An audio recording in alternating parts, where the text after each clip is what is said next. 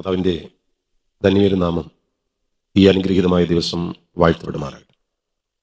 ഈ ശുശ്രൂഷകൾ നയിക്കുന്ന ബഹുമാന്യനായ കർത്താവിൻ്റെ ദാസൻ ലോകത്തിൻ്റെ വിവിധ ഇടങ്ങളിൽ, വിവിധ ടൈം സോണുകളിൽ ഇപ്പോൾ ഈ മീറ്റിങ്ങിൽ അറ്റൻഡ് ചെയ്തുകൊണ്ടിരിക്കുന്ന ദൈവജനം, ഈ സ്റ്റുഡിയോയിൽ കർത്താവിൻ്റെ സന്നിധിയിലായിരിക്കുന്ന ദൈവമക്കൾ, കർത്തൃദാസനും എല്ലാവരെയും ഒത്തിരി സ്നേഹത്തോടെ, തികഞ്ഞ ബഹുമാനത്തോടെ വന്ദനം ചെയ്യും. അത്യുന്നതൻ്റെ മറവിൽ എന്ന് പറയുന്ന ഈ പ്രോഗ്രാമിൽ കർത്താവിൻ്റെ ഭയങ്കര മഹത്വം വ്യാപരിക്കട്ടെ എന്ന് ഞാൻ ഹൃദയപൂർവ്വം ദൈവത്തോടെ പ്രാർത്ഥിക്കുന്നു. നമ്മൾ വേഗം ദൈവവചനത്തിലേക്ക് വരാൻ പോവുകയാണ്. അപ്പോസ്തല പ്രവൃത്തി 11-ാം അധ്യായത്തിൻ്റെ 21-ാമത്തെ വാക്യമാണ് നമ്മൾ ധ്യാനിക്കാനായിട്ട് പോകുന്നത്. വാക്യം ഒരിക്കൽ കൂടി പറയാം. അപ്പോസ്തല പ്രവൃത്തി 11-ാം അധ്യായം 21-ാമത്തെ വാക്യം. കർത്താവിൻ്റെ കൈ അവരോട് കൂടെ ഉണ്ടായി. വലിയൊരു കൂട്ടം വിശ്വസിച്ച് കർത്താവിങ്കലേക്ക് തിരിഞ്ഞു. വാസ്തവത്തിൽ അപ്പോസ്തല പ്രവൃത്തി 11-ാം അധ്യായം 19-ാമത്തെ വാക്യം തൊട്ടാണ് ഈ വാക്യം ഉൾപ്പെടുന്ന പാരഗ്രാഫ് ആരംഭിക്കുന്നത്. 19-ാമത്തെ വാക്യത്തിൽ ഒരു വലിയ സംഭവത്തെ വിരൽ ചൂണ്ടുന്നുണ്ട്. സ്തേഫാനോസ് നിമിത്തം ഉണ്ടായ ഉപദ്രവം ഹേതുവാൽ ചിതറിപ്പോയവർ എന്നൊരു പ്രയോഗം നമ്മൾ കാണും. സ്തേഫാനോസ് നിമിത്തമുണ്ടായ ഉപദ്രവം എന്ന വാക്കുകൊണ്ട് അവിടെ ഉദ്ദേശിക്കുന്നത് എന്താണ്? അത് നമുക്ക് 7-ാം അധ്യായത്തിൽ നിന്ന് മനസ്സിലാക്കാൻ പറ്റും. സ്തേഫാനോസിന്റെ ഒറ്റ പ്രസംഗം ഉണ്ടാക്കിയ ഒരു വലിയ വിപ്ലവകരമായ അന്തരീക്ഷം. ആ അന്തരീക്ഷത്തിൽ സ്തേഫാനോസ് കൊല്ലപ്പെട്ടു. സ്തേഫാനോസ് കൊല്ലപ്പെട്ടത് കൊണ്ട് അവിടെ കാര്യം തീർന്നില്ല. അവിടെ ചിതറിപ്പോയവർ എന്ന് പറയുന്ന ഒരു വാക്കുണ്ട്. അപ്പൊ സ്തേഫാനോസ് കൊല്ലപ്പെട്ടു, ഭക്തിയുള്ള പുരുഷന്മാർ അവനെ അടക്കം ചെയ്തു. അവിടെ കൊണ്ട് തീരുകയല്ലായിരുന്നു, പിന്നീട് ഒരു ഉപദ്രവത്തിന്റെ പരമ്പര അവിടെ രൂപപ്പെടുകയായിരുന്നു. അവിടെ ജനം ചിതറിപ്പോയി എന്ന് വായിക്കുന്നുണ്ട്. ഞാൻ ആ വചനത്തിന്റെ വിശദീകരണത്തിലേക്ക് വരുന്നതിന് മുൻപ് ഒരു കാര്യം പറയാം. നമ്മുടെ ജീവിതത്തിന് നേരെ വരുന്ന പ്രോബ്ലം യാദൃച്ഛികമെന്ന് നമുക്ക് തോന്നാം, വിധിയെന്ന് ചിലപ്പോൾ പറയാം, ഗതികേടെന്ന് ചിലപ്പോൾ പറയാം. പക്ഷെ അത് എന്ത് തന്നെ ആയാലും അതിനെ നമുക്കനുകൂലമാക്കി തിരിക്കാൻ ദൈവത്തിന് കഴിയും. ആമേൻ. ഒന്നുകൂടെ ഞാൻ പറയാം. നമ്മുടെ ജീവിതത്തിൽ സംഭവിക്കുന്ന ഏത് പ്രശ്നത്തെയും കർത്താവ് തൊട്ടാൽ അത് അനുകൂലമാകും. ഞാനിത് പറയുമ്പോൾ ഒരു പഴയ പാട്ട് എൻ്റെ മനസ്സിലുണ്ട്. അത്ര പോപ്പുലർ അല്ലായിരുന്നു ആ പാട്ട്, പക്ഷെ ഭയങ്കര ഗംഭീരമാണ്. ശ്രുതി പോയ തമ്പുരുവാണ് ഞാൻ, ശ്രുതിയായി നീ വരൂ. പാഴ്സ്വരമായ ഒരു തന്ത്രിക ഞാൻ, പാട്ടായി നീ വരൂ. ഇവിടെ ഉപയോഗിക്കുന്ന ഇൻസ്ട്രുമെന്റ് എല്ലാം ശ്രുതി ചേർക്കുന്നത് കൊണ്ടാണ് കേൾക്കാൻ ഭംഗിയുള്ളത്. പാട്ടുകളെല്ലാം അങ്ങനെ തന്നെയാണ്. ഇവിടെ ശ്രുതി പോയ തമ്പുരുവാ. കർത്താവ് തൊട്ടാൽ അത് ശ്രുതിയാകും. പാഴ്സ്വരമാണ്, പക്ഷെ കർത്താവ് തൊട്ടാൽ അത് മാറും. അതാ ഞാൻ പറഞ്ഞത്, നമ്മുടെ ഏത് പ്രോബ്ലത്തെയും കർത്താവ് എന്ന് കൈകാര്യം ചെയ്താൽ മതി. ഇവിടെ സ്തേഫാനോസിന്റെ നിമിത്തമുണ്ടായ ഉപദ്രവം കർത്താവ് തൊട്ടപ്പോ ഒരു ചിതറിപ്പോകൽ അവിടെ ഉണ്ടായെങ്കിലും ചിതറിപ്പോയയിടത്തെല്ലാം വചനം പ്രസംഗിച്ചു. നിങ്ങൾ ശ്രദ്ധിച്ചേ, സ്തേഫാനോസ് നിമിത്തമുണ്ടായ ഉപദ്രവത്തെ ദൈവവചനം സ്പ്രെഡ് ചെയ്യാനുള്ള ഒരു മുഖാന്തരമായി മാറി. അതുകൊണ്ട് തന്നെ നിങ്ങൾ റോമാലേഖനം 8-ാം അധ്യായത്തിലെ ഒരു വാക്യം മനസ്സിൽ വെച്ചോണം. സകലവും നന്മയ്ക്കായി കൂടി വ്യാപരിക്കുന്നു. വമ്പൻ പ്രതിസന്ധികളുടെ അകത്തുകൂടെ പോകുന്ന ആരെങ്കിലും എന്നെ കേൾക്കുന്നുണ്ടെങ്കിൽ ഈ പ്രശ്നം അവര് നിമിത്തമാണ്, ഇവര് നിമിത്തമാണെന്നൊക്കെ പലതിനും നമ്മൾ മറുപടികൾ പറയാൻ ശ്രമിക്കുന്നുവെങ്കിലും നിങ്ങൾ പ്രാർത്ഥിക്കണം. എൻ്റെ കർത്താവ് അവിടുത്തെ കരം തൊടണം. തൊട്ടാൽ അത് നന്മയായി വ്യാപരിക്കും. ഏത് പ്രോബ്ലവും നമുക്ക് നന്മയാക്കി ദൈവം മാറ്റി തരും. വിശ്വസിക്കുന്നവരുണ്ടെങ്കിൽ പരിസരം മറന്ന് ആ കരമൊന്ന് ഉയർത്തി പിടിച്ച് കർത്താവിനെ ആരാധിച്ചാട്ടെ. അപ്പം അങ്ങനെ ഒരു സാഹചര്യം അതിന്റെ ബാക്കിയായിട്ടാണ് ഈ പറയുന്നത്, കർത്താവിന്റെ കൈ അവരോട് കൂടെ ഉണ്ടായിരുന്നു. അപ്പോസ്തല പ്രവൃത്തി 10-ാം അധ്യായം എന്ന് പറയുന്നത് ജാതീയ ലോകത്തിലേക്ക് സുവിശേഷത്തിന്റെ വാതിൽ തുറന്നിടുന്ന അധ്യായമാണ്. അപ്പോസ്തല പ്രവൃത്തി 2-ാം അധ്യായത്തിൽ സഭയെ ദൈവം സ്ഥാപിച്ചു. 2-ാം അധ്യായം മുതൽ 9-ാം അധ്യായം വരെ സഭ ഒരു പ്രത്യേക വിഭാഗത്തിന്റെ ഇടയിൽ മാത്രമാണ്. എന്നാൽ കൊർന്നല്യോസിനുണ്ടായ ദർശനം നിമിത്തം സഭയെ ജാതീയ ലോകത്തിലേക്ക് കർത്താവ് തുറന്നിടുകയാണ്. അതാണ് നമ്മൾ 10-ാം അധ്യായത്തിൽ കാണുന്നത്. 11-ാം അധ്യായം അതിന്റെ വിശദീകരണമാണ്. അപ്പോൾ ആ വിശദീകരണത്തിൽ നമ്മൾ വായിക്കുകയാണ്, കർത്താവിന്റെ കൈ അവരോടുകൂടെ ഉണ്ടായിരുന്നു. ആ വാക്ക് എല്ലാവരും ഒന്ന് റിപ്പീറ്റ് ചെയ്യാമോ? എന്നെ കർത്താവിന്റെ കൈ അവരോടുകൂടെ ഉണ്ടായിരുന്നു. ഈ കർത്താവിന്റെ കൈ എന്ന് പറയുമ്പോൾ എൻ്റെ കൈ പോലെ, നിങ്ങളുടെ കൈ പോലെ ഒരു കൈയാണത് എന്ന് ഒരിക്കലും ചിന്തിക്കരുത്. നമ്മൾ ഈ പല സന്ദർഭങ്ങളിലും ഈ കർത്താവിന്റെ ഈ ഈ ഈ ശരീരത്തിന്റെ അവയവങ്ങളെ കുറിച്ച് നമ്മൾ കാണുന്നുണ്ട്. കർത്താവിന്റെ ഭുജം, കർത്താവിന്റെ കൈ, ഇവിടെയെല്ലാം അതൊരു ഒരു ഒരു ആലങ്കാരിക പദമാണ്. ആലങ്കാരിക പദം എന്ന് പറയുമ്പോൾ, ഞാൻ ഇന്ന് പ്രഭാതത്തിൽ ഈ വാക്യം ഇങ്ങനെ ധ്യാനിച്ചു വന്നപ്പോൾ എനിക്ക് അതിനെക്കുറിച്ച് കൃത്യമായ ഒരു ധാരണ ഉണ്ടായി. ഞാൻ ചില പരിഭാഷകളിലൊക്കെ പറയുന്നത് പറയാം. ഒരു പരിഭാഷയിൽ പറയുന്നത് the Lord's power was with dum. കർത്താവിന്റെ കൈ അവരുടെ കൂടെ ഉണ്ടായിരുന്നു എന്ന് പറയുന്നതിന് പകരം പറയുന്നത് ദ ലോർഡ്സ് പവർ എന്ന്. The Lord's power.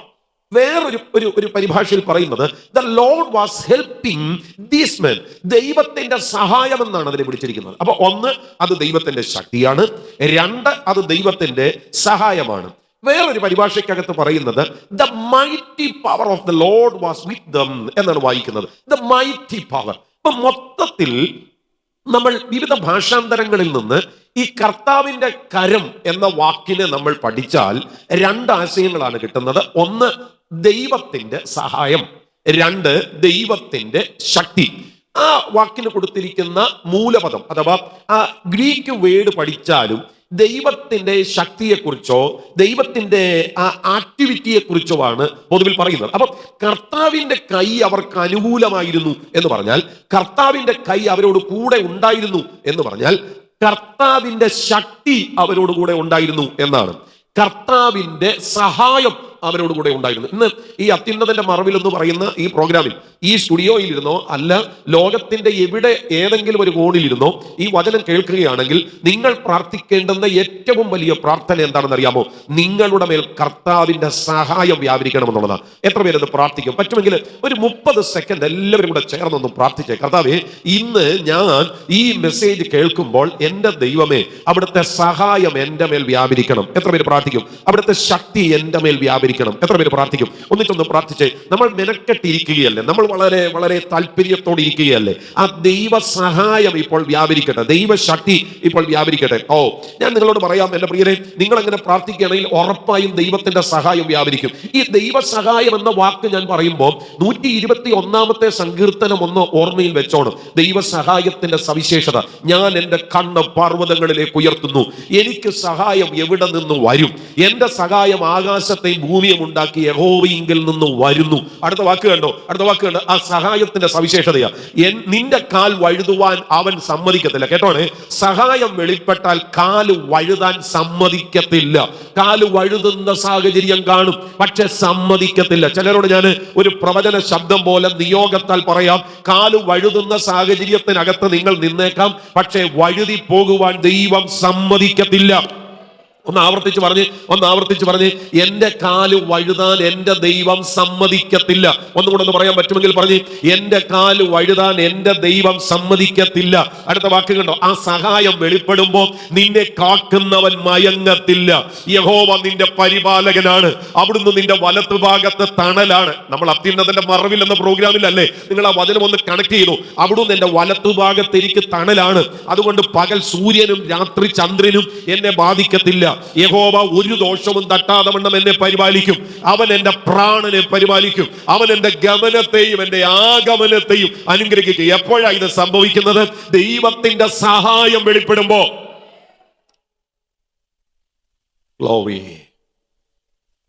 നിങ്ങൾ പറഞ്ഞറിയിക്കുവാൻ കഴിയാത്ത തീവ്രമായ പ്രശ്നത്തിന്റെ നടുവിൽ തല ഉയർത്തി നിൽക്കാൻ കഴിയാത്ത വിഷമസന്ധിക്കകത്ത് ഇന്ന് പകലിൽ ഇരിക്കുകയാണെങ്കിൽ കർത്താവിനോട് പറ, എനിക്ക് അവിടുത്തെ കരത്തെ കാണണം. ഒന്ന് പറഞ്ഞു. ഞാൻ ഈ സാധാരണ പറയാറുള്ള ഒരു വാക്ക് പറയാം. ദൈവവചനം കേൾക്കുമ്പോൾ ഒരാൾ പ്രാർത്ഥിക്കുന്നത് പോലെ സ്ട്രോങ് ആയിട്ടുള്ള പ്രാർത്ഥന വേറെ ഇല്ല. ദൈവവചനം വായിക്കുമ്പോൾ പ്രാർത്ഥിക്കുന്ന പ്രാർത്ഥന പോലെ സ്ട്രോങ് ആയ ഒരു പ്രാർത്ഥന വേറെ ഇല്ല. വചനത്തിന്റെ മുൻപിൽ നടത്തുന്ന പ്രാർത്ഥന അങ്ങേയറ്റം കരുത്തുറ്റത്. കേൾക്കുന്നുണ്ടെങ്കിൽ രാമേ പറ.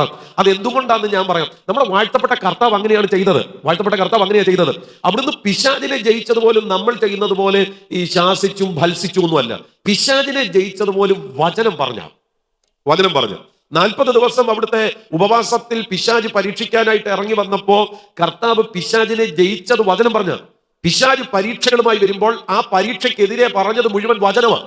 വചനം അങ്ങോട്ട് പറഞ്ഞപ്പോ പിന്നീട് പിശാചിന് സംസാരിക്കാൻ കഴിയാതെയായി. കുറെ കാലത്തേക്ക് അവനെ വിട്ടുപോയി എന്നാണ് നമ്മൾ വായിക്കുന്നത്. എന്റെ പ്രിയ സഹോദരങ്ങളെ, ഞാൻ നിങ്ങളോട് പറയാം, ഈ പ്രാർത്ഥനയിൽ നിങ്ങൾ ദൈവവചനത്തെ ഉരുവിട്ട് പ്രാർത്ഥിയില് ഒരു കാലഘട്ടം ദൈവം നിങ്ങളെ സ്വസ്ഥമാക്കാൻ പോവുകയാണ്. Thank you Jesus. അതുകൊണ്ട് ഞാൻ പറഞ്ഞത് ദൈവത്തിന്റെ സഹായം വെളിപ്പെടാനായിട്ട് പ്രാർത്ഥിയില്. അതാ പറഞ്ഞത്, പറഞ്ഞറിയിക്കുവാൻ കഴിയാത്ത സംഘർഷമാണെങ്കിലും ദൈവത്തിന്റെ സഹായത്തിന്റെ വ്യാപാരത്തിന് വേണ്ടി, ദൈവത്തിന്റെ കൃപയുടെ വ്യാപാരത്തിന് വേണ്ടി പ്രാർത്ഥിക്കണം. ഈ ദൈവത്തിന്റെ കരം എന്ന് പറയുന്ന ഈ സംഗതി, ഇത് പഴയ നിയമത്തിൽ തുടർമാനം നമ്മൾ കാണുന്ന ഒരു കാര്യമാണ്. അപ്പൊ പുതിയ നിയമത്തിൽ നിന്നാണ് നമ്മൾ വായിച്ചത്, പഴയ നിയമത്തിൽ നമ്മൾ ഇത് കാണുന്നുണ്ട്. അതുകൊണ്ട് നിങ്ങൾ അറിയണം, എല്ലാ കാലഘട്ടത്തിലും ഒരുപോലെ തന്റെ ജനത്തിനു വേണ്ടി ദൈവം അയച്ച ഒരു കാര്യമാണ് ദൈവത്തിന്റെ കരം. ആമേൻ. ഈ 2 ദിനവൃത്താന്തങ്ങളുടെ പുസ്തകം 30-ാം അധ്യായം 12-ാമത്തെ വാക്യം വായിക്കുമ്പോ, യഹൂദയിലും യഹോവയുടെ വചനപ്രകാരം രാജാവും പ്രഭുക്കന്മാരും കൊടുത്ത കൽപ്പന അനുസരിച്ച് നടക്കേണ്ടതിന് അവർക്ക് ഐക്യമത്യം നൽകുവാൻ തക്കവണ്ണം ദൈവത്തിന്റെ കൈ വ്യാപരിച്ചു. ഒരു കൽപ്പന പുറപ്പെട്ടേക്കുക.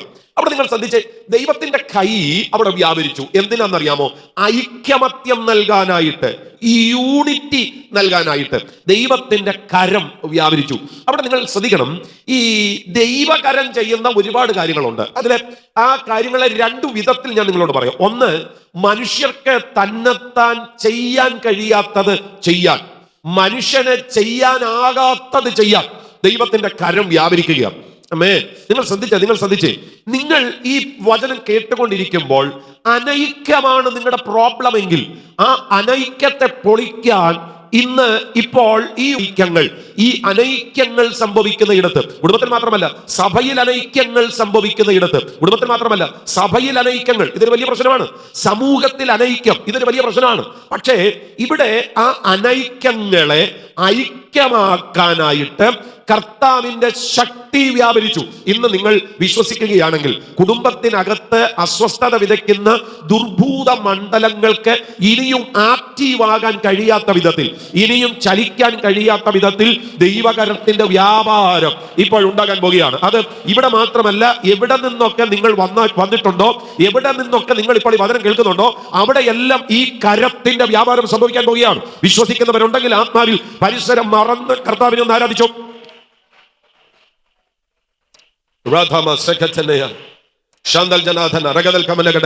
പ്രാർത്ഥിച്ചോ. ഞങ്ങൾ ഈ മീഡിയ സൈഡിലൊക്കെ ഇങ്ങനെ നിൽക്കുന്നവരായതുകൊണ്ട് ഈ ഒത്തിരി ആളുകൾ പല ഇടങ്ങളിൽ നിന്നൊക്കെ വിളിക്കുകയും മെസ്സേജ് അയക്കുകയും ഒക്കെ ചെയ്യാറുണ്ട്. ഒത്തിരി കുടുംബ തകർച്ചകളുടെ കഥകൾ ഒരുപാട് ഞങ്ങൾ കേട്ടിട്ടുണ്ട്. അതുകൊണ്ട് തന്നെ പലരെയും അസ്വസ്ഥപ്പെടുത്തുന്ന ഒരു വലിയ പ്രശ്നമാണ് കുടുംബ തകർച്ചകൾ, കുടുംബത്തിലെ അനൈക്യങ്ങൾ, പ്രശ്നങ്ങൾ. എന്റെ പ്രിയ സഹോദരങ്ങളെ, നിങ്ങൾ നന്നായിട്ട് കേൾക്കണം. ഏത് വമ്പൻ പ്രശ്നത്തിനകത്തുകൂടെ നിങ്ങൾ പോയാലും, ഏത് വമ്പൻ പ്രതിസന്ധിക്കകത്തുകൂടെ നിങ്ങൾ പോയാലും, ഏത് അനൈക്യത്തിനകത്തൂടെ പോയാലും, ഇപ്പൊ കർത്താവിനോട് പ്രാർത്ഥിച്ച്, കർത്താവേ, എന്റെ കുടുംബത്തിൽ സ്വസ്ഥത വ്യാപരിക്കത്തക്ക വിധത്തിൽ അവിടുത്തെ കൈയുടെ വ്യാപാരം ഉണ്ടാകണം. ആമേൻ. പ്രാർത്ഥിക്കാൻ പറ്റുന്നവരൊക്കെ ചില മിനിറ്റുകൾ ഒരുമിച്ച് പ്രാർത്ഥിച്ചോ. ഓ ഷൽമാന ജനാഥന ജനാഥന. ഇതെല്ലാം തരുന്നത് കർത്താവാ കേട്ടോ, ഇതെല്ലാം തരുന്നത് കർത്താവാ. യിരെമ്യാ പ്രവചനം 32-ാം അധ്യായം വായിക്കുമ്പോൾ, അവർക്കും അവരുടെ ശേഷം അവരുടെ മക്കൾക്കും ഗുണം വരത്തക്കവണ്ണം അവർ എന്നെ എന്നേക്കും ഭയപ്പെടേണ്ടതിന് ഞാൻ അവർക്ക് ഏക മനസ്സും ഏക മാർഗവും കൊടുക്കും. കർത്താവ് പറയുക, ഞാൻ കൊടുക്കും ഏക മനസ്സ്, ഞാൻ കൊടുക്കും ഏക മനസ്സ്. നിങ്ങൾ ഈ വചനം കേട്ടുകൊണ്ടിരിക്കുമ്പോൾ കർത്താവ് പറയുകയാണ്, ഞാൻ കൊടുക്കും ഏക മനസ്സ്. ഏക മനസ്സ് നിങ്ങൾ കൗൺസിൽ ചെയ്ത് ഉണ്ടാക്കിയെടുക്കുന്നതല്ല. ഏക മനസ്സ് ഏതോ ഒരു സൈക്യാട്രിസ്റ്റിന്റെ വളരെ വളരെ നയപരമായ ഇടപെടലിനകത്ത് ഉണ്ടായി വരുന്നതല്ല. ഏതോ ഒരു കൗൺസിലർ ഉണ്ടാക്കിയെടുക്കുന്ന കാര്യമല്ല. ഏതോ ഒരു പ്രവാചകൻ നൽകുന്ന കാര്യമല്ല. ഞങ്ങളെപ്പോലെയുള്ള പ്രഭാഷകർ നൽകുന്ന കാര്യമല്ല. കർത്താവ് പറയുക, ഞാൻ കൊടുക്കും, ഞാനത് ചെയ്യും. എന്റെ പ്രിയരെ, ഇന്ന് പകലിൽ ദൈവകരം വ്യാപരിച്ചാൽ ഇങ്ങനെ ചില കാര്യങ്ങൾ സംഭവിക്കാൻ പോവുകയാണ്. ഞാനത് ചെയ്യും. ഞാനത് ചെയ്യും. സ്തോത്രം. യെഹെസ്കേൽ പ്രവചനത്തിൽ വായിക്കുന്നുണ്ട്, ഞാൻ നിങ്ങൾക്ക് പുതിയ ഒരു ഹൃദയം തരും. നിങ്ങൾക്കൊരു പുതിയ ഹൃദയം ഉണ്ടാകുകയല്ല, ഞാൻ നിങ്ങൾക്കൊരു പുതിയ ഹൃദയത്തെ തരും. പുതിയ ആത്മാവിനെ ഞാൻ നിങ്ങളുടെ ഉള്ളിലാക്കും. ഞാൻ ആ വചനത്തെ ഒരിക്കൽ കൂടി പറയാം. പുതിയ ഒരു ഹൃദയം തരും, പുതിയ ഒരു ആത്മാവിനെ നിങ്ങളുടെ ഉള്ളിൽ ആക്കും. ഞാൻ ചെയ്യും, ഞാൻ ആക്കും. എന്റെ പ്രിയരെ, ഇങ്ങനെ സംഭവിക്കാൻ ഇന്നും നമുക്ക് ആവശ്യമായിരിക്കുന്ന ദൈവകരത്തിന്റെ വ്യാപാരമാണ്. ഹല്ലേലൂയ, സ്തോത്രം, സ്തോത്രം. ഞാൻ പറഞ്ഞത്, നമ്മുടെ പ്രശ്നത്തിന്റെ നടുവിൽ വേണ്ടുന്നത് ദൈവകരത്തിന്റെ വ്യാപാരമാണ്, ദൈവകരത്തിന്റെ അനുകൂലതയാണ്, ദൈവ സഹായത്തിന്റെ ഒരു നിറമാണ് നമ്മുടെ പ്രശ്നത്തിൽ നമുക്ക് ആവശ്യമായിരിക്കുന്നത്. ഇനി നിങ്ങൾ എസ്രായുടെ പുസ്തകത്തിലേക്ക് വരുമ്പോൾ ഈ ദൈവത്തിന്റെ കൈ അനുകൂലമായിരിക്കുന്നതിനെ കുറിച്ച് അവിടെ വായിക്കുന്നുണ്ട്. തന്റെ ദൈവത്തിന്റെ കൈ തനിക്ക് അനുകൂലമായിരുന്നത് കൊണ്ട് അവൻ 5-ാം മാസം 1-ാം തീയതി യെരൂശലേമിൽ എത്തി. നമുക്കറിയാം, ഇസ്രായേൽ ജനത്തിന്റെ പ്രവാസം, അശൂർ പ്രവാസം, ബാബിലോണിയ പ്രവാസം. ഈ പ്രവാസത്തിൽ നിന്ന് നെഹമ്യാവിന്റെ നേതൃത്വത്തിലും എസ്രായുടെ നേതൃത്വത്തിലും അവർ മടങ്ങി വരിക. പക്ഷെ ഇവിടെ വായിക്കുന്നു, ആ യാത്രയിൽ ദൈവത്തിന്റെ കൈ അവർക്ക് അനുകൂലമായിരുന്നു. എന്റെ പ്രിയപ്പെട്ടവരെ, കുടുംബത്തിന്റെ പ്രശ്നങ്ങളെ പരിഹരിക്കാനും സഭയുടെ പ്രശ്നങ്ങളെ പരിഹരിക്കാനും വ്യക്തിപരമായി സ്ട്രഗിൾ ചെയ്യുന്ന ചില വിഷയങ്ങളെ പരിഹരിക്കാനും ദൈവത്തിന്റെ കൈ അനുകൂലമായിരിക്കുന്നു എന്ന് മാത്രമല്ല, ലക്ഷ്യസ്ഥാനത്ത് നീ എത്തേണ്ട ഇടത്ത് കാലതാമസം വരാതെ കൃത്യതയോടെ നിന്നെ എത്തിക്കാനും ദൈവത്തിന്റെ കരത്തിന്റെ വ്യാപാരം ആവശ്യമാണ്. വിശ്വസിക്കുന്നവരുണ്ടെങ്കിൽ ആത്മാവിലൊന്ന് സ്തോത്രം ചെയ്തു.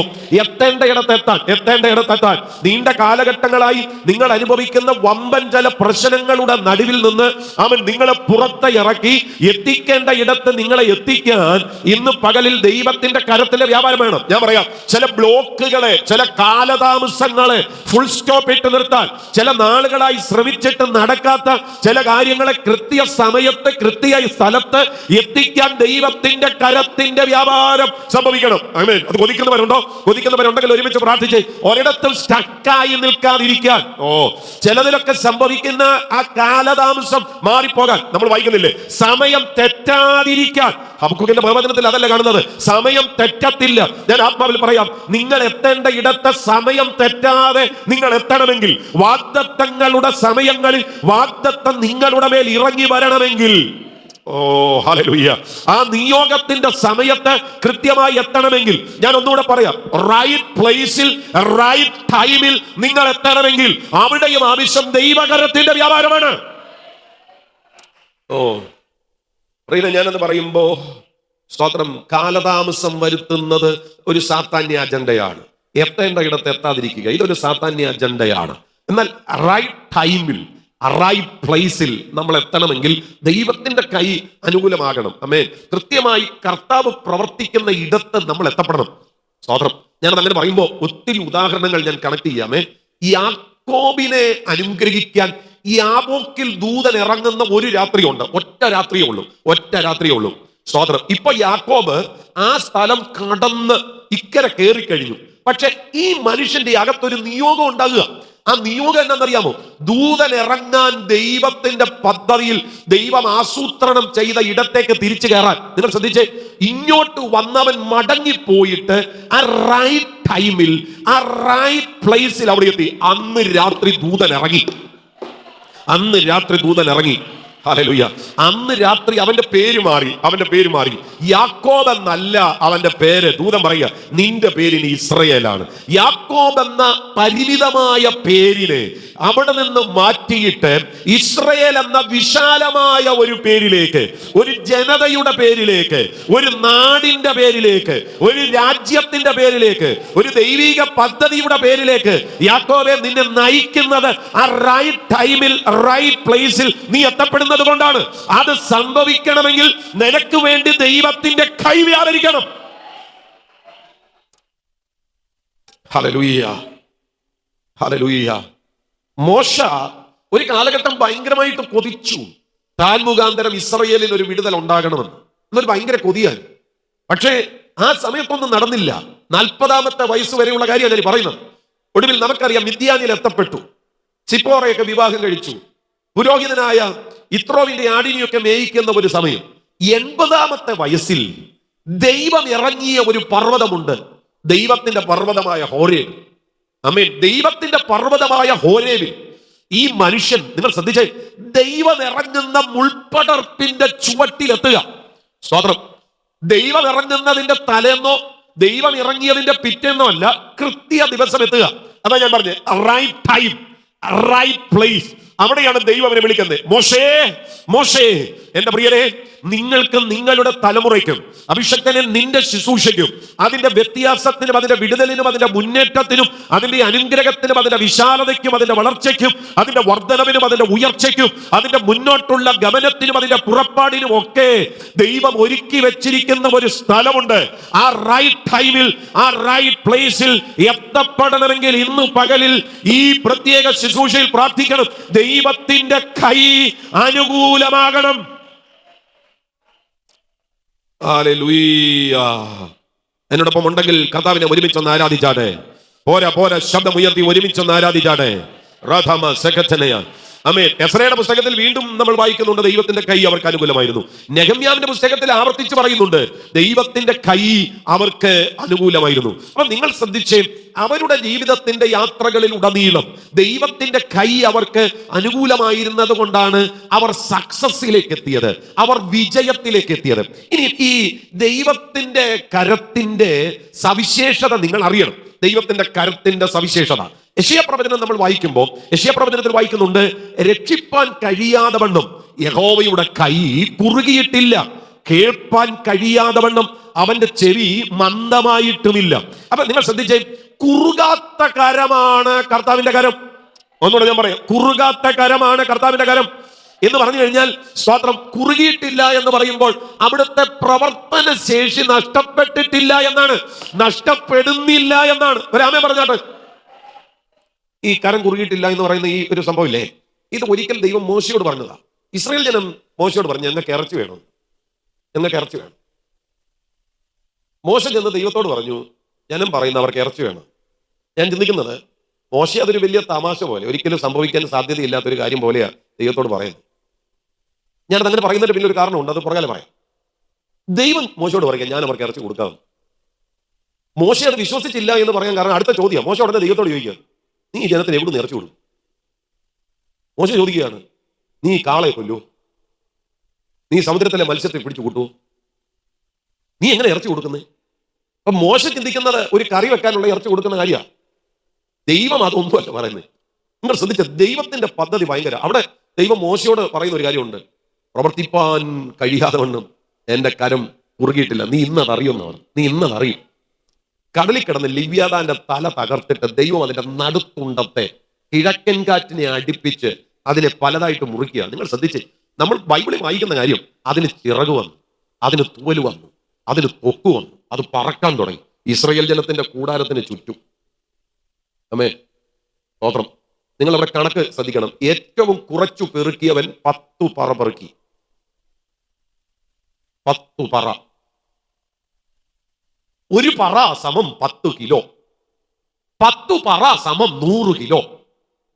ഏറ്റവും കുറച്ച് പിടിച്ചവൻ 100 കിലോ കാടയെ പിടിച്ചു. എന്റെ വീട്ടിൽ ഞാനും എന്റെ ഭാര്യയും 2 മക്കളും ഉണ്ട്. ഞങ്ങളുടെ ഒരു കണക്കനുസരിച്ചാണ് ഞങ്ങളുടെ വീട്ടിൽ 400 കിലോ കാട. മോശ പറയുന്നത് എവിടെ നിറച്ചു കൊടുക്കുമെന്ന്, ഒരു വീട്ടിൽ 400 കിലോ കാട. നിങ്ങളുടെ വീട്ടിൽ 400 കിലോ ഇറച്ചി വന്നാൽ നിങ്ങൾ എത്ര ദിവസം കൊണ്ട് തിന്നും? കേട്ടിട്ട് തന്നെ പേടി വരുന്നു. അവിടെ കർത്താവ് പറഞ്ഞു, എന്റെ കരം കുറുകിയിട്ടില്ലെന്ന്. എന്റെ കരം കുറുകിയിട്ടില്ല. ഞാൻ നിങ്ങളോട് പറയാം, എന്റെ സഹോദരങ്ങളെ, ഈ കുറുകാത്ത ദൈവത്തിന്റെ കരം ഉണ്ടല്ലോ, ഇത് സംബന്ധമായിട്ട് ബ്ലസൻ മേമൻ ഒരു പാട്ട് എഴുതിയിട്ടുണ്ട്. വീര്യഭുജം ഇന്നും കുറുകിയിട്ടില്ല, വീര്യബലം ഇന്നും കുറഞ്ഞിട്ടില്ല, കർത്തൻ കാതുകൾ മന്ദമായിട്ടില്ല, തൻ കരുണയോ തെല്ലും തീരുകില്ല. നല്ല പാട്ടാ, കേൾക്കാൻ പറ്റുമെങ്കിൽ അത് കേട്ടോണം കേട്ടോ, ചിലപ്പോൾ ഇവിടെ പാടുമായിരിക്കും. അപ്പൊ വീര്യബലം കുറഞ്ഞിട്ടില്ല, വീര്യഭുജം കുറുകിയിട്ടില്ല. ആമേൻ പറഞ്ഞു. ഇന്നലകളിൽ പഴയ നിയമത്തിന്റെ ചരിത്രത്താളുകളിൽ ദൈവത്തിന്റെ കൈ കുറുകിയില്ലായിരുന്നു. പുതിയ നിയമത്തിൽ വന്നപ്പോഴും കുറുകിയിട്ടില്ല, ഇന്നും കുറുകിയിട്ടില്ല. ഞാൻ പറഞ്ഞത്, ഈ കരം ഇന്നും നമുക്ക് അനുകൂലമായതുകൊണ്ട് ഈ പ്രവൃത്തി ഇന്നും സംഭവിക്കുകയാണ്. വിശ്വസിക്കാമെങ്കിൽ വിശ്വസിക്കാം. നിങ്ങളുടെ വമ്പൻ പ്രശ്നത്തിനകത്ത് നടക്കത്തില്ല എന്ന് നിങ്ങൾ ചിന്തിക്കുന്ന വിഷയത്തിൽ, നടക്കത്തില്ല എന്ന് നിങ്ങൾ ഉറപ്പിച്ച വിഷയത്തിൽ ഈ പകലിൽ ദൈവത്തിന്റെ കരം വ്യാപരിച്ചാൽ അതിനൊരു സാധ്യതയുണ്ട്.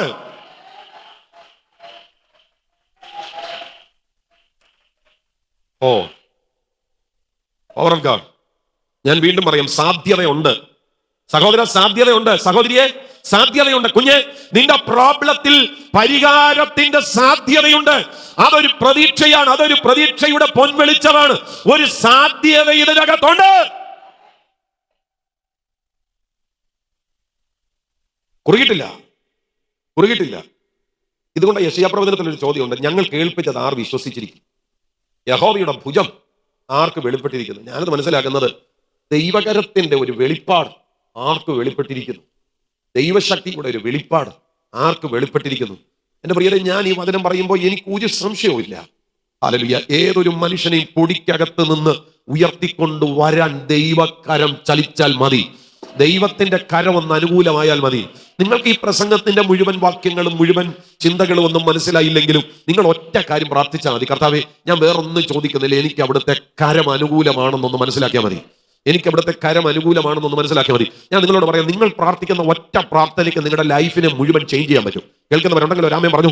നിങ്ങൾ പ്രാർത്ഥിക്കുന്ന ഒറ്റ പ്രാർത്ഥനയ്ക്ക് നിങ്ങളുടെ ലൈഫിനെ മുഴുവൻ ഭയങ്കരമായി ചേഞ്ച് ചെയ്യാൻ കഴിയും. ഞാനത് പറയുന്നത്, എബ്ബേസ് ദൈവത്തോട് പ്രാർത്ഥിച്ചു. ഈ പ്രാർത്ഥിക്കുന്നത് വരെ ഈ മനുഷ്യനുണ്ടല്ലോ, വ്യസനപുത്രനാണ്, വ്യസനപുത്രൻ. അവനെ കണ്ടവനെല്ലാം പറഞ്ഞു, ഈ മനുഷ്യന്റെ ഒരു ഗതികേട്, ഈ ചെറുപ്പക്കാരന്റെ ഒരു ഗതികേട്. ഇതാണ് എല്ലാവരും പറയുന്നത്. പക്ഷേ അവൻ പ്രാർത്ഥിക്കാൻ തുടങ്ങിയോ? അവന്റെ പ്രാർത്ഥന ആരംഭിച്ചപ്പോൾ അവൻ ഇസ്രായേലിന്റെ ദൈവത്തോട് പ്രാർത്ഥിച്ച പ്രാർത്ഥന അവന്റെ മേൽ അങ്ങ് റിലീസായി. അവിടെ വായിക്കുന്ന എബ്ബേസ് തന്റെ സഹോദരന്മാരിൽ ഏറ്റവും മാന്യനായിരുന്നു. അവന്റെ പ്രാർത്ഥന ഒരു മാന്യതയായി.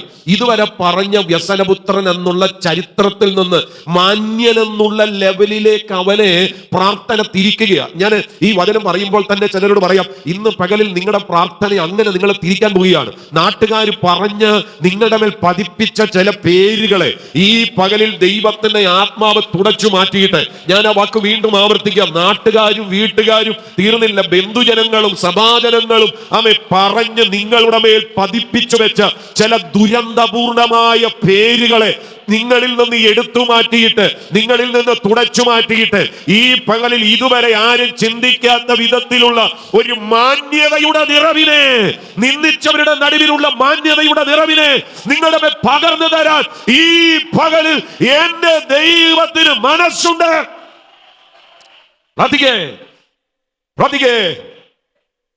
കർത്താവേ, ആ ഭുജത്തിന്റെ വെളിപ്പാട് എനിക്ക് അനുഭവിക്കണം. ഞാൻ വീണ്ടും പറയാം, ആ ഭുജത്തിന്റെ വെളിപ്പാട് എനിക്ക് അനുഭവിക്കണം. ആ ഭുജത്തിന്റെ വെളിപ്പാട് എനിക്ക് അനുഭവിക്കണം. എന്റെ പ്രിയരെ, ഈ പേര് മോശമായിട്ട് യഹൂദന്മാർ കർത്താവിനെ പോലും വിളിച്ചിട്ടുണ്ട്. കർത്താവിനോട് പറഞ്ഞു, നീ ഒരു ശമര്യൻ. ഈ ശമര്യൻ എന്ന് വിളിച്ചാലേ വളരെ പുച്ഛത്തോടുള്ള ഒരു വിളിയാണ്. സ്തോത്രം. നിങ്ങൾക്കറിയാമോ, 3 ഡിസ്ട്രിക്റ്റ് ആണ് അവർക്കുള്ളത്. 1 യഹൂദ, 2 ഗലീലി.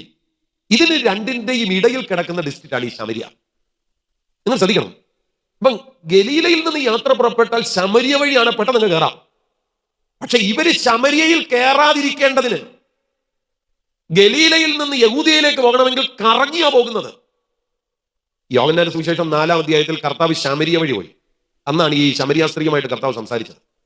അവൾ പറയുന്നുണ്ടല്ലോ, ഞങ്ങൾക്കും തമ്മിൽ സംസർഗമില്ല, നീ ഇങ്ങനെ വെള്ളം ചോദിക്കുന്നത്, ആ നാട്ടിൽ കയറിയ വെള്ളം പോലും കുടിക്കത്തില്ല, ഒരു സംസർഗവും ഇല്ല, പിന്നെ അങ്ങനെ വെള്ളം ചോദിക്കുന്നത്.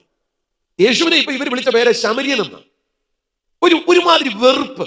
സ്തോത്രം. ശമര്യനെ അന്ധവിശ്വാസികളായി കണ്ട ഈ ജനസമൂഹം യേശുവിനെ ശമര്യൻ എന്ന് വിളിച്ചത്. യേശുവിന് ബേൽസബൂലുണ്ടെന്ന് അവർ പറഞ്ഞില്ലേ? നിനക്കൊരു ഭൂതമുണ്ട്. യോഹന്നാന്റെ സുവിശേഷം 8-ാമത്തെ വാക്യത്തിൽ അങ്ങനെ പറഞ്ഞു, യഹൂദന്മാർ അവനോട്, നീ ഒരു ശമര്യൻ, നിനക്ക് ഭൂതമുണ്ട്. യേശുവിനെ അങ്ങനെയൊക്കെ വിളിച്ചത്. ഞാൻ പറഞ്ഞത് സ്തോത്രം. പക്ഷേ എന്റെ പ്രിയപ്പെട്ടവരെ, ഉയർപ്പ് സംഭവിച്ചപ്പോ ഈ പേരുകളെല്ലാം അങ്ങ് മാറി. ആമേൻ. ഈ പേരുകളെല്ലാം മാറി. മരണത്തിൽ തന്നെ ശതാധിപൻ പറഞ്ഞു, ഇവൻ ദൈവപുത്രനാണ്. 100 മരണങ്ങൾ കണ്ടിട്ടുള്ള ശതാധിപന് അറിയാം, ക്രൂശിൽ മരിക്കുന്നത് ഇങ്ങനല്ല, ഇത് വ്യത്യസ്തമായി, ഇവൻ ദൈവപുത്രനാണ്. ഞാൻ പറഞ്ഞത് റോമലേഖനം 1-ാം അധ്യായം 5-ാമത്തെ വാക്യത്തിൽ മരിച്ചിട്ട് ഉയർത്തെഴുന്നേൽക്കുകയാൽ ദൈവപുത്രൻ എന്ന് ശക്തിയോടെ നിർണയിക്കപ്പെട്ടു എന്ന് വായിക്കുന്നുണ്ട്. മരിച്ചുയർത്ത് കഴിഞ്ഞപ്പോൾ കാര്യം തിരിഞ്ഞു. എന്റെ പ്രിയരെ, അതേ ക്രമത്തിൽ ഞാൻ വളരെ വെളിപ്പാടോടെ പറയാം, നിന്റെ മേൽ പതിപ്പിച്ച ചില പേരുകളെ ഈ പകലിൽ ദൈവത്തിന് തിരുത്താൻ പ്ലാനുണ്ട്. നിന്നെ ഇനിയും ഹല്ലേലൂയ, നിന്നെ ഇനി തിക്ത എന്നല്ല വിളിക്കാൻ പോകുന്നത്, നിന്നെ ഹെപ്സിബ എന്ന് വിളിക്കാൻ പോകുകയാണ്. നിന്നെ ഇഷ്ട എന്ന് വിളിക്കാൻ പോകുകയാണ്. നിനക്ക് വിവാഹസ്ഥ എന്ന് പേര് വരാൻ പോകുകയാണ്. പേര് മാറ്റുന്ന ദൈവകൃപ. അത് സംഭവിക്കണമെങ്കിൽ ഇന്നു പകലിൽ ദൈവത്തിന്റെ ഭുജത്തിന്റെ വ്യാപാരം ഉണ്ടാകണം. അതാ ചോദിക്കുന്നത്, യഹോവയുടെ ഭുജം ആർക്ക് വെളിപ്പെട്ടിരിക്കുന്നു? ഹല്ലേലൂയ. അപ്പൊ പഴയ നിയമത്തിലൂടെ നമ്മൾ കാണുന്ന ദൈവകരം, അത് കർത്താവ് മടക്കിയിട്ടില്ല, കർത്താവ് പിൻവലിച്ചിട്ടില്ല. പുതിയ നിയമത്തിൽ വന്നപ്പോഴും അതേ ദൈവകരം വ്യാപരിക്കുകയാണ്. അതേ ദൈവകരം വ്യാപരിക്കുക. ഈ ജനം പ്രതിസന്ധിക്കകത്താണ്, പക്ഷെ ദൈവകരം വ്യാപരിക്കുക. എന്റെ പ്രിയ സഹോദരങ്ങളെ, ഞാൻ നിങ്ങളോട് പറയാം, നിങ്ങളുടെ ജീവിതത്തിന്റെ വമ്പൻ പ്രതിസന്ധിക്കകത്തായിരിക്കും നിങ്ങൾ ഏറ്റവും ഭയങ്കരമായ ദൈവ സാന്നിധ്യത്തെ അനുഭവിക്കാൻ പോകുന്നത്. കേട്ടെങ്കിൽ കർത്താവിനെ ഒരുമിച്ച് ഒന്ന് ആരാധിച്ചോ. നിങ്ങളുടെ ജീവിതത്തിന്റെ വമ്പൻ പ്രശ്നത്തിനകത്തായിരിക്കും നിങ്ങൾ ഭയങ്കര ദൈവിക പ്രൊട്ടക്ഷൻ അനുഭവിക്കാൻ പോകുന്നത്. ഭയങ്കര ദൈവിക കരുതൽ നിങ്ങൾ അനുഭവിക്കാൻ പോകുന്നത് നിങ്ങളുടെ ജീവിതത്തിന്റെ ഏറ്റവും തകർച്ച എന്ന് നിങ്ങൾ പറയുന്ന സ്ഥലത്തായിരിക്കും, സമയത്തായിരിക്കും. അതാണ് ദൈവത്തിന്റെ കാര്യപരിപാടി. ഈ ജനം ചിതറിപ്പോയിരിക്കുന്നു.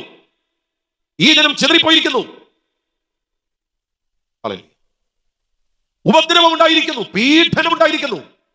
നിങ്ങൾ നല്ല ജീവിച്ച നാടും വളർന്ന വീടും കൂട്ടായ്മയും കൂട്ടുകാരെയും എല്ലാം വിട്ടിട്ട് ഈ ജനത്തിന് അവരവരുടെ നാട് വിട്ട് പലായനം ചെയ്യേണ്ടി വന്നു. അതാ പറയുന്നത്, സ്തേഫാനോസ് നിമിത്തം ഉണ്ടായ ഉപദ്രവം ഹേതുവാൽ ചിതറിപ്പോയവർ, ചിതറിപ്പോയി. ഒന്നിച്ചിരുന്നവർ ചിതറിപ്പോയി. പലരും പല ദിക്കിലേക്ക്, പലരും പല വഴികളിലേക്ക്, പലരും പല ഇടങ്ങളിലേക്ക് ചിതറിപ്പോയി. ആ ചിതറിപ്പോയിടത്ത് ദൈവകരം വ്യാപരിച്ചു. ആ ചിതറിപ്പോയിടത്ത് കർത്താവിന്റെ കൈ അവരോട് കൂടെ ഉണ്ടായിരുന്നു. ഹല്ലേലൂയ. അതുകൊണ്ട് ഞാൻ പറഞ്ഞു, ഏറ്റവും വമ്പൻ പ്രശ്നം അനുഭവിക്കുമ്പോൾ ദൈവത്തിന്റെ കൈ അനുകൂലമായി ചലിക്കുക. ജീസസ് മുൻനാളുകളിൽ എങ്ങും അനുഭവിച്ചിട്ടില്ലാത്ത നിരാശ നിങ്ങൾ ഇപ്പോൾ അനുഭവിച്ചുകൊണ്ടിരിക്കുകയാണോ? ജീവിതത്തിൽ ഇതുവരെ അനുഭവിച്ചിട്ടില്ലാത്ത കഷ്ടത നിങ്ങൾ അനുഭവിച്ചുകൊണ്ടിരിക്കുകയാണോ? ജീവിതത്തിൽ ഇതുവരെ കൂട്ടിമുട്ടിയിട്ടില്ലാത്ത വിധത്തിൽ സംഘർഷങ്ങളിലൂടെ നിങ്ങൾ പോവുകയാണോ? നിങ്ങൾ പ്രാർത്ഥിക്കണം. അപ്പോസ്തലപ്രവൃത്തി 11:21 കർത്താവിന്റെ കൈ അവരോടുകൂടെ ഇരുന്നതുപോലെ ദൈവത്തിന്റെ കൈ ഒന്ന് ഇറങ്ങി വ്യാപരിക്കുവാൻ, ദൈവത്തിന്റെ സഹായം ഒന്ന് വെളിപ്പെടുവാൻ. സഹോദരങ്ങളെ, ഇത് സംഭവിച്ചാൽ, ഇങ്ങനൊരു കാര്യം നടന്നാൽ, അവിടെ എഴുതിയിരിക്കുന്നു, വലിയൊരു കൂട്ടം വിശ്വസിച്ച് കർത്താവിലേക്ക് തിരിയും. വലിയൊരു കൂട്ടം. ഞാൻ വാക്ക് വീണ്ടും പറയാം, വലിയൊരു കൂട്ടം. സ്തോത്രം. ചില പരിഭാഷകളിൽ പറയുന്നത് A large number of people. A large number of people. വലിയൊരു കൂട്ടം. ഞാൻ വീണ്ടും ആവർത്തിക്കാം, ഇതുവരെ ചിന്തിച്ചിട്ടില്ലാത്ത വിധത്തിൽ ചില കാര്യങ്ങൾ സംഭവിക്കാൻ പോവുകയാണ്. ഇതുവരെ നനച്ചിട്ടില്ലാത്ത വിധത്തിൽ ചില കാര്യങ്ങൾ നടക്കാൻ പോവുകയാണ്. വലിയൊരു കൂട്ടം. എപ്പോഴാണ് ഇത് നടക്കുന്നത്? കർത്താവിന്റെ കൈ അവരോട് കൂടെ ഉണ്ടായിരുന്നപ്പോ. ഈ പകലിൽ അടുത്ത ചില മിനിറ്റുകൾ കൂടെയാണ് എനിക്ക് പ്രസംഗിക്കാനുള്ളത്. നിങ്ങൾ പ്രാർത്ഥിക്കണം. ഇതുവരെ കാണാത്ത കാഴ്ചകൾ കർത്താവ് നിങ്ങളുടെ മുൻപിൽ ഓപ്പൺ ചെയ്യാൻ പോവുകയാണ്. ഇതുവരെ കേൾക്കാത്ത ചിലത് കർത്താവ് നിങ്ങളുടെ കാതുകളിൽ കേൾപ്പിക്കാൻ പോവുകയാണ്. ഇതുവരെ വിചാരിക്കാത്ത ചില കാര്യങ്ങൾ കർത്താവ് നിങ്ങളുടെ മുൻപിൽ തുറക്കാൻ പോവുകയാണ്. കർത്താവിന്റെ കൈ അനുകൂലമാകണം.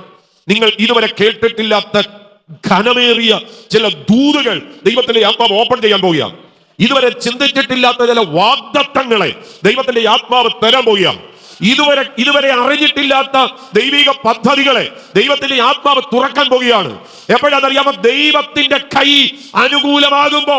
ഞാൻ വീണ്ടും പറയാം, ദൈവത്തിന്റെ കൈ അനുകൂലമാകുമ്പോ. എത്ര പേര് പ്രാർത്ഥിക്കും? ദൈവത്തിന്റെ കൈ എനിക്ക് അനുകൂലമാകണം. പ്രാർത്ഥിക്കാൻ പറ്റുമോ? പ്രാർത്ഥിക്കാൻ പറ്റുന്നവരെല്ലാം ഒന്ന് പ്രാർത്ഥിക്കേ. ദൈവത്തിന്റെ കൈ എനിക്ക് അനുകൂലമാകണം. ചില മിനിറ്റുകൾ എല്ലാവരും ഒന്ന് എഴുന്നേറ്റുന്നേ. ഈ ഹാളിൽ ഇപ്പോൾ ഈ സ്റ്റുഡിയോ കോംപ്ലക്സിലുള്ള എല്ലാവരും ഒന്ന് എഴുന്നേറ്റുന്നേ. എന്നിട്ട് ഉച്ചത്തിലൊന്ന് പ്രാർത്ഥിച്ചേ. എന്റെ ദൈവമേ, എന്റെ ജീവിതത്തോടാണ് ഇതുവരെ സംസാരിച്ചത്. അവിടുത്തെ കൈ എനിക്ക് അനുകൂലമാകണം. പ്രാർത്ഥിച്ച് അവിടുത്തെ കൈ എനിക്ക് അനുകൂലമാകണം. കർത്താവിന്റെ കൈ എന്റെ കൂടെ വെളിപ്പെടണം. ഉച്ചത്തിൽ പ്രാർത്ഥിക്കുക, കർത്താവിന്റെ കൈ എന്റെ കൂടെ വെളിപ്പെടണം. കുറുകിപ്പോകാത്ത കരം, കുറുകിപ്പോകാത്ത കരം, ആമേൻ, വീര്യബലം കുറയാത്ത കരം ഇന്ന് പകലിൽ എനിക്ക് വേണ്ടി അവിടുന്ന് വെളിപ്പെടുത്തണം. ഞാൻ ഈ മെസ്സേജ് പറയുമ്പോൾ തന്നെ അവൻ ചില വീടുകളുടെ അകത്ത് ദൈവത്തിന്റെ കരം വ്യാപരിക്കുക. അനൈക്യങ്ങളെ പൊളിക്കത്തക്ക വിധത്തിൽ, ചില പുതിയ കാര്യങ്ങളെ സൃഷ്ടിക്കത്തക്ക വിധത്തിൽ, ചില യാത്രകളെ അതിന്റെ പൂർത്തീകരണത്തിൽ എത്തിക്കത്തക്ക വിധത്തിൽ, ചില കാര്യങ്ങളെ അതിന്റെ കൃത്യമായ അവൻ ഉദ്ദേശത്തിൽ എത്തിക്കത്തക്ക വിധത്തിൽ ചിലർക്ക് വേണ്ടി ദൈവത്തിന്റെ കരം വ്യാപരിക്കുന്നു. പ്രാർത്ഥിച്ചേ, ആത്മാവിൽ പ്രാർത്ഥിച്ചേ. ദൈവകരത്തിന്റെ വ്യാപാരം, ദൈവകരത്തിന്റെ വ്യാപാരം ഇന്ന് ഈ വചനം കേട്ടുകൊണ്ടിരിക്കുന്നവരുടെ മേൽ അങ്ങനെ ഒരു നിറവ് വ്യാപരിക്കട്ടെ. ദൈവകരത്തിന്റെ വ്യാപാരം. നന്ദി കർത്താവേ, നന്ദി കർത്താവ്. ഇപ്പോൾ അങ്ങത് ചെയ്തു തുടങ്ങണമേ, ഇപ്പോൾ അങ്ങത് ചെയ്തു തുടങ്ങണമേ, ഇപ്പോൾ അങ്ങത് ചെയ്തു തുടങ്ങണമേ.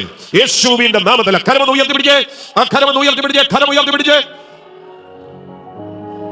ജീസസ്. ഉച്ചത്തിൽ പ്രാർത്ഥിച്ചേ, യേശുവേ അവിടുത്തെ കൈ എനിക്ക് വേണ്ടി വ്യാപരിക്കണം, അവിടുത്തെ കരം എനിക്ക് വേണ്ടി വ്യാപരിക്കണം, അവിടുത്തെ കരം എനിക്ക് വേണ്ടി അനുകൂലമായൊന്ന് വെളിപ്പെടണം.